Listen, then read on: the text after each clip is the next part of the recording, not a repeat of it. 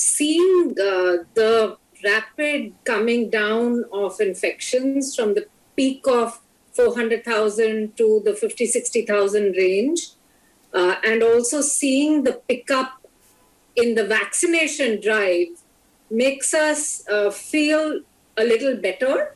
Having said that, it's very difficult to make up for the damage that has happened from March. So Q4 of fiscal 21 really closed well.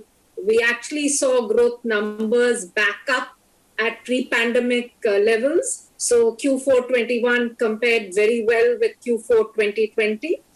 And we thought this year we would see a sharp economic recovery, and our growth forecast sitting in January, February this year was a growth number of 11%.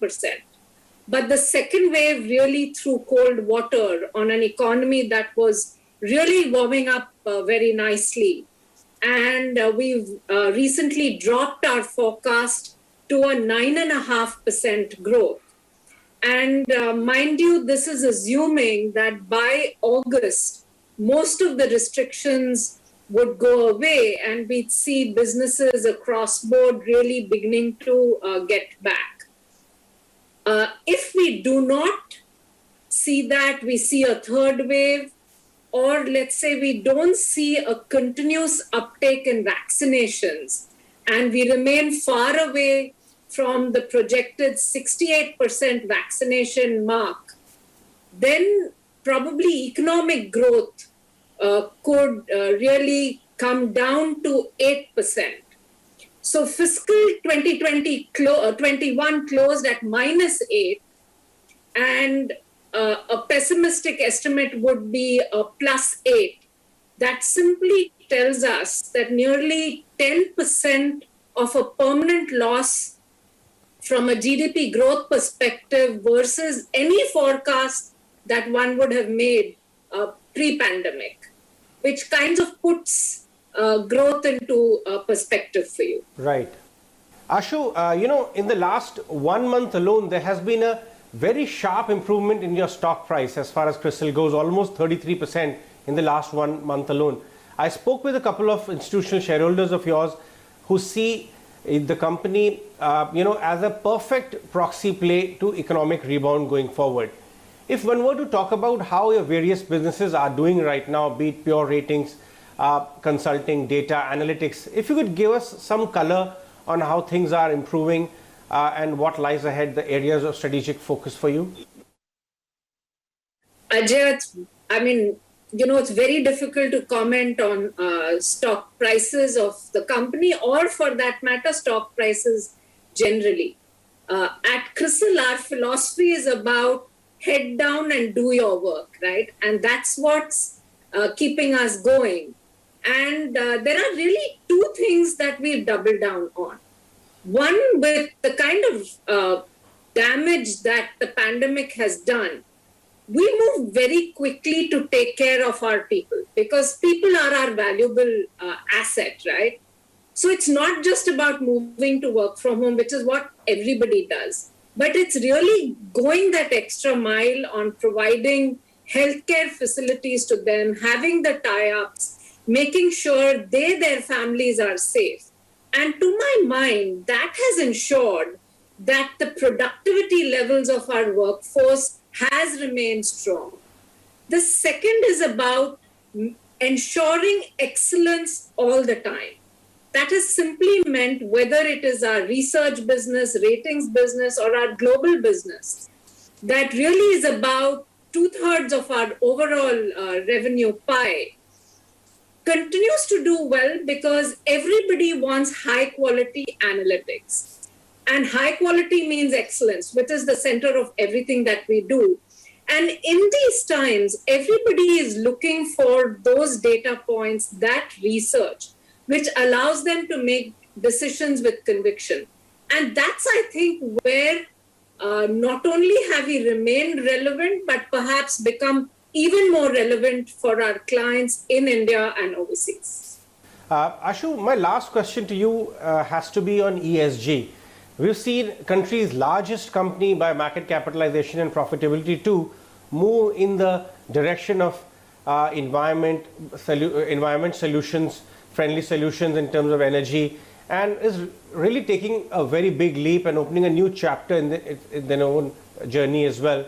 And increasingly, it's all about ESG, isn't it? The annual reports which are coming out have dedicated areas on ESG. So many ESG related funds are also being floated. How's your business for ESG panning out, and how do you see it pick up going forward? We see ESG as the biggest decadal theme, and it's something where the whole world has realized that companies do not work in vacuum. They take from the environment, they employ people, and their services not only impact their direct customer, but indirectly the whole ecosystem. The global financial crisis brought to the forefront a lot of governance issues all over the world, and governance as a factor came to the forefront. With the number of challenges that we've seen on the climate side all over the world, right? Whether it is floods, whether like in India, the glacial burst that we saw, or earthquakes, or just the fact that almost everybody is converged around the Paris agreement that was signed to reduce, energy by 2%. It just tells you that it's something that everybody is seized of. The pandemic has also brought the S factor, or social or human capital, community, supply chain to the forefront. In that context, when we did a survey, we realized that ESG is a very big factor. Almost 86% of the companies that we surveyed said this is going to be this is going to determine their capital raising plans. This is something that's going into their business strategy. 80% of the investors have said that ESG, one way or the other, forms part of their investing decision. At the same time, whether it is companies, whether it is investors or the broader market participants, see ESG data as a big gap, or analytics, to be able to identify who's really taking these steps in a consistent way, or what really are they doing? Because end of the day, the disclosure around it, while it has begun evolving, and if I look at India from 2012, when the business responsibility report was introduced by SEBI, it's only this year with the BRSR, we're going to see more consistent disclosure happening. And I'd say BRSR is world-class. Keeping these developments in mind, and the fact that we see ESG assets globally becoming a third of total AUM, and India itself doubling over the next 5 years, we've announced the launch of ESG scores that is going to help all market participants in making decisions, whether it is a capital raising call or whether it is an investing call. And we see these continuing to evolve, and we hope to introduce new offerings as well, which we believe will go a long way in the overall development of the market too. Right. That was a view coming in on ESG and host of other factors from Ashu Suyash of CRISIL.